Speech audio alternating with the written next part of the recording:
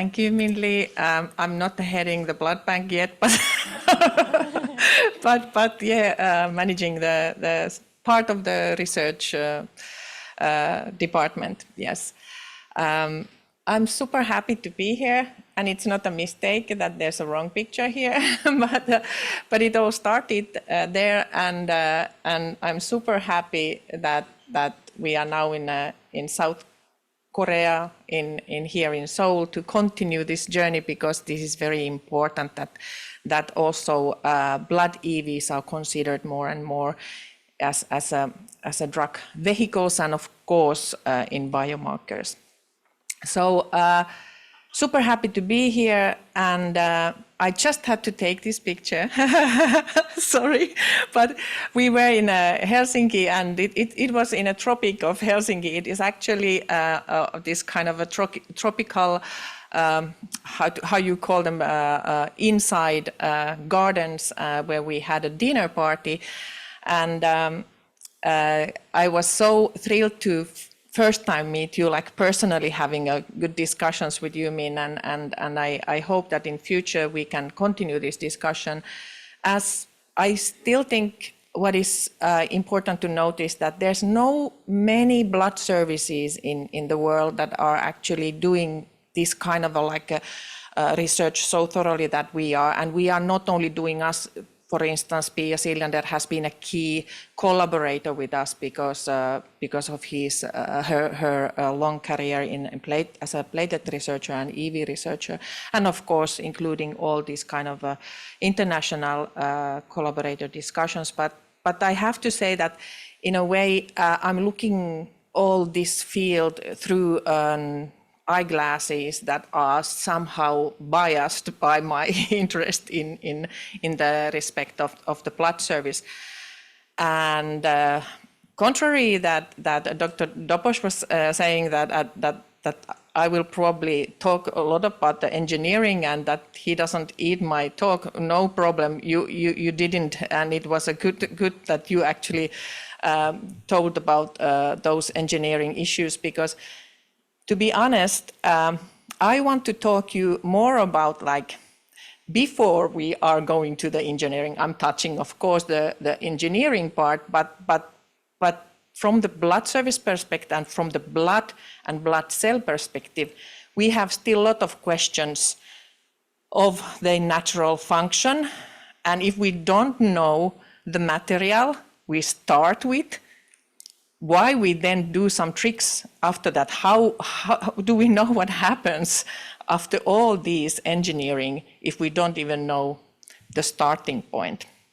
And I will touch some point of these courageous innovators and companies at the end, because I still think that it's courageous to go forward even not everything is known. We know that from the acetylic salicylic acid, like from aspirin, not everything was known when we started to use it. So, but anyway, we should know maybe a bit better of our starting material than we currently do.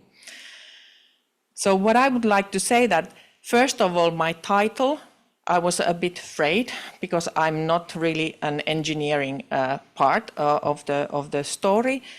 And that's why I want to dissect in three parts. First of all, actually, I would like to talk to you about the blood EVs, and because there's no blood EV, there's not existing such a thing than blood EV. It's always coming from somewhere. So the cell is somewhere that is producing the EV. So that already gives me like an uncomfortable feeling. And we also heard that there's also a lot of other things, much more other things in blood in a nanoscale than EVs today. This day has been excellently built. It has been a very, very well built, so that everybody has brought it's like an extra level all the time. Also, that when we are talking about engineering blood EVs for therapeutic usage, it's also like, what therapeutic usage? and we don't necessarily even need to engineer blood EV for the therapeutic usage. And actually, what is the engineering of the blood EV? Sorry, but I'm really want to, that's a last talk, steer the soup a bit, because when we are talking about engineering EVs, we usually think of similar things that we just heard, and that we add something chemically, metabolically, we give some kind of a environment that modify it. But it could be actually just that we engineer it by isolating it differently or activating the cell differently that it's normally done. And that's actually already, to my mind, an engineering in a way, because we change the composition of the EV. And then, of course, when we are thinking about the engineering, we have to think about why we are engineering, what it brings really that we need. And then we are very often thinking about the target cell. And if we're thinking about the target tissue, I don't say we forget, but we don't pay attention too much to the barriers. And that's why I was super happy to hear today about these vessel barriers and like leakage kind of issues that we have, and what is like really like going through barrier, but also going through barrier in the epithelial cells. And that's also one highly important thing that when we're thinking about the end usage of the therapeutic EVs. So as said, there's no such a thing than the blood EV, and that's why my preferential when I'm studying EVs is to first isolate the cell. Well, that's easy. We do that every day in blood service. We isolate from blood red blood cells and platelets, and buffy coats, we have the immune cells if so wanted, and we use them for the research purposes at the moment, but we don't actually produce any immune cell EVs as such. But what we are studying heavily is the red blood cell and platelet EVs. And these were all heard today already. So when we are talking about the blood EV, I would like to see more focus on the cell specificity. And also that we understand that we have an asset in blood services to do this, and that actually our bioreactors are the bags that we have, and those bags are differently already routinely done. We have a washed product, we have a small product, we have a larger product, we have a combination products, and all those bags are our bioreactors during the storage already. So that is our bioreactor. And of course, then another dimension that we all know here is that there's no nucleus. It's a good and a bad thing in a way. And that's why, for instance, because there's no nucleus, I'm not going to talk about the modifications that we first transfect and do the gene transfer and produce, make a combination of the RNA with the transporter molecule to the EVs, because if we're not going to the megakaryocytes with red blood cells and platelets, that's quite useless, right?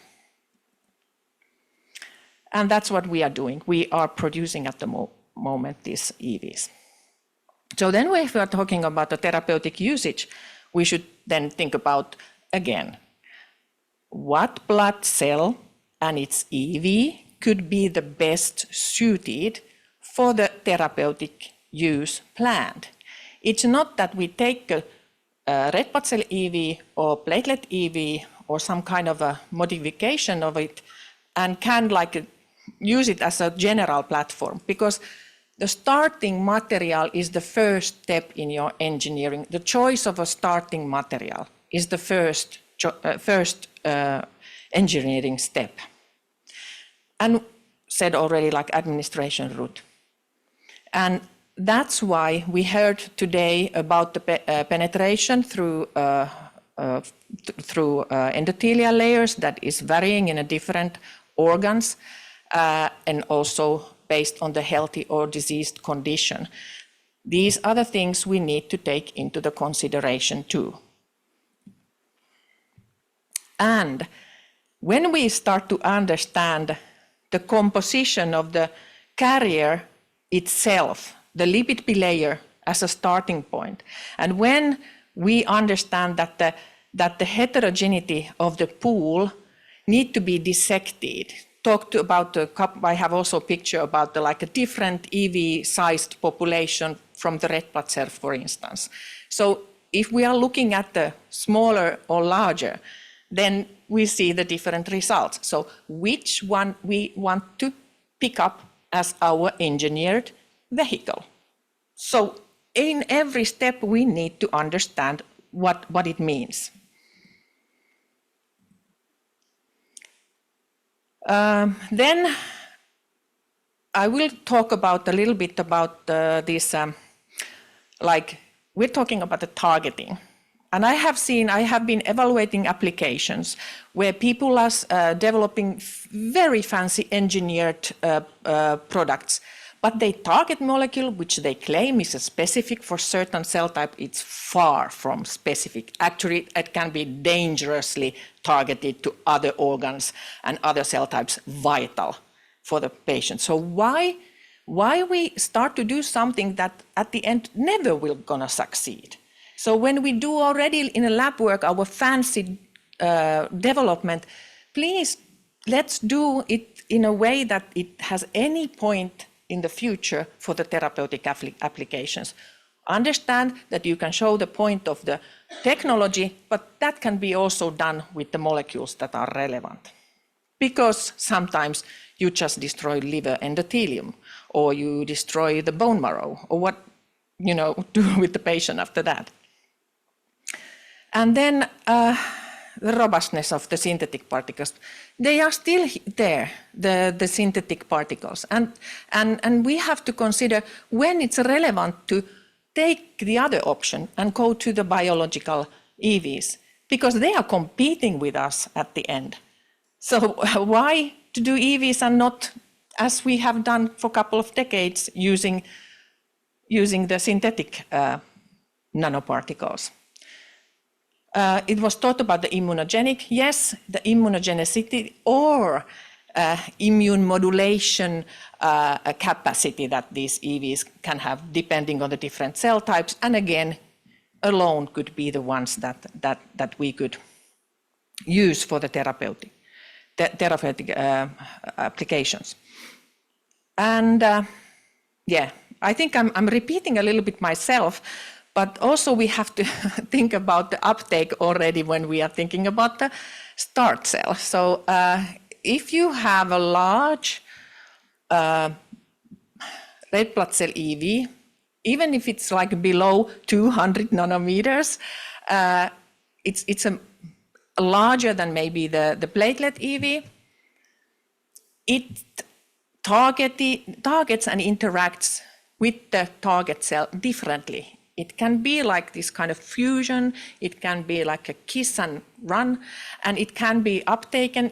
And then when EV is taken up, we have a lot of synthetic nanoparticles that can be escape from the lysosomal degradation and go to the target effect internally inside the cell.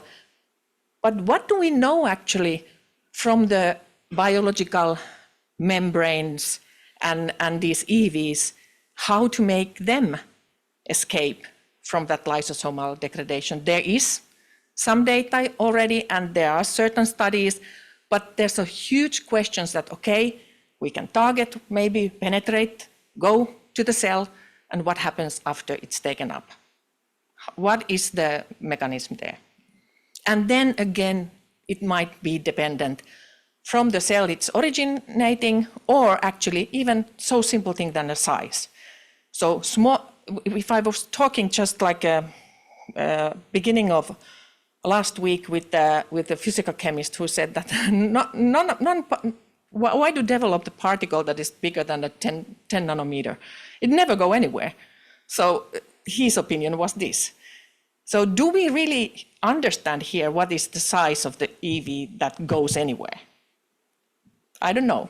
I have heard Edith's great talk about that the size matters with the targeting and development. But how many of us has really paid attention to that? Enough, at least. Maybe due to the analytical technologies that gives us a headache. The same time as we are competing with all the other applications, we have to remember that there is an effort, and it might be that instead of competing, we could also join the forces. And we could start to think about what could be the benefit of these kind of a hybrid materials that combines synthetic and natural. And then, of course, it's a very, very tempting idea that we have been doing a long time this collecting of blood, separating the cells. We have this allogenic product, personalized product that has been here for a long time. So what is then the hard time to just get a little bit smaller and do the same thing? Well, time are different than when the blood transfusion was invented. Now it's much more regulated. But of course, it is an interesting question when, let's say, blood product regulation turns to the drug regulation side, and we will discuss that also a bit in the coming days. This was the image that was shown, maybe somebody else, at least it was talked, I don't remember, was it Edith or somebody, but we have to keep in mind this. Even when we don't do any additions to the surface or inside or anything, that we understand where we start from. My apologies, this is about the platelets, but the figure here is not about the platelets because I didn't find the picture that I would have liked to find from Pia's something. Sorry. So this is one of my own group's publication, actually the first one that we published, and that was from the mesenchymal stromal cells. It was only to say that it's not only that what is the cell type, but it's then when we go away from red blood cells, it's also like where from the cell. So is it coming from the different internal pools or from the membranes and so forth? So everything then affects. But then again, in platelets, we can also see some kind of nice good things, like you can really tune these cells. You can really make them produce a little bit different contents. And this is something that I hope that I can continue together with Pia to study, because that is something that I feel much more comfortable than doing this kind of hard click chemistry or metabolic labeling or so forth for the EVs. And then, as said, cells can be yin-yang, and they can be good or bad. And that's what we know about the platelets. So what about if we introduce something to the bloodstream, to the patients? Where do we know that it doesn't cause harm or accelerate something that is maybe starting there? And that is actually the question that blood services think. Because we're giving patients for different kind of hemostatic situations platelets, but what about if they have actually like a sleeping cancer there? Can we promote that? And that has been discussed more and more when we have been understanding more and more about the role of platelets also in these kind of negative cycles. Sorry, I would like to go back a few slides, please. This is okay. So that's why we have been having our own adventures. I will just give 1 minute for that, to do these kind of engineered red blood cell EVs. But we have gone like backwards a little bit, few steps, because we realized that we don't even understand our natural EVs from red blood cells enough to go to take that next, like that step. And we have the tools to analyze, and we have the material, so that we feel it's our ethical responsibility for this field to start study more and more this kind of a basic biological things. So we know, somebody mentioned already here, that how platelet and red blood cell EVs are interacting with different immune cells already now. And we already have results with the different macrophages that there's actually very interesting things. We hope we get the paper ready during this year and get it published.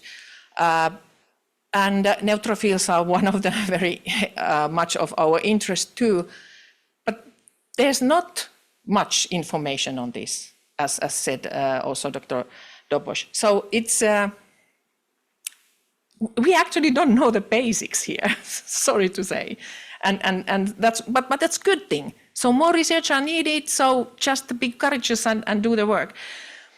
We had the kind of period where we did this kind of fooling around and playing around with our starting material and start to ask the questions like, can we actually target these red blood cell derived EVs, either nanoerythrocytes or naturally produced EVs better, and what could be our approaches. So we have done, first of all, these kind of different tests and approaches with the different kind of methodologies, and nanoerythrosomes were some kind of a tempting idea, because we were thinking that we could maybe load same time when we are producing nanoerythrosomes, and that's what we have been doing. We have tried different kind of, this never published, it never ended anywhere really that would be publishable, I would say, maybe in the future if we have a courage to continue at least some extent. But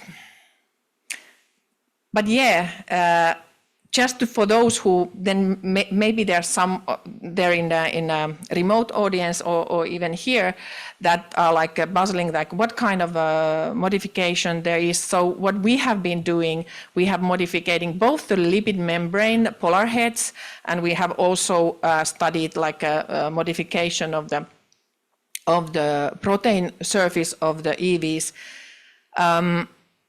It's not easy, it's tricky. Our idea was to do that so that we do first the red blood cells and then do the loading and producing nanoerythrosomes.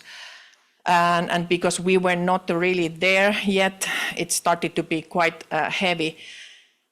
So that was maybe also one triggering aspect that we decided that let's leave this for those who are more experienced and been there longer time, and let's us concentrate to the basic things that also need to be answered. But of course this is very tempting, because then if you have the tools, if you have an efficient system, you can really think about the different applications that you could use. But this also raised my concern then, that was like, okay, we could do this, but is it like a worth of it? Is it like a clever to do this? And especially when we don't know what is the original, how the original EV is working. And I raise really the chapeau for all these courageous innovators in the companies and past and current, who has really tried to move forward, because there's a logic, especially with the red blood cells, even though last speaker, Dr. Dobosh, said that that's why it's not succeeded, but they have the CD47, they should succeed. And of course, all these companies have had their different approaches, and we are just on the journey. These approaches continue to develop, and I'm sure that one day we will see this kind of red blood cell based drug delivery vehicles, either as such or then hybrid. We just need to continue robust work and do the quality checking as has been also discussed here. So this is my take home messages, and my sincere recommendation is that let's start to understand our starting material. Let's start to understand the functionality that we may change, not in a wanted way, when we start to engineer our vesicles, because that is the key question. So thank you very much.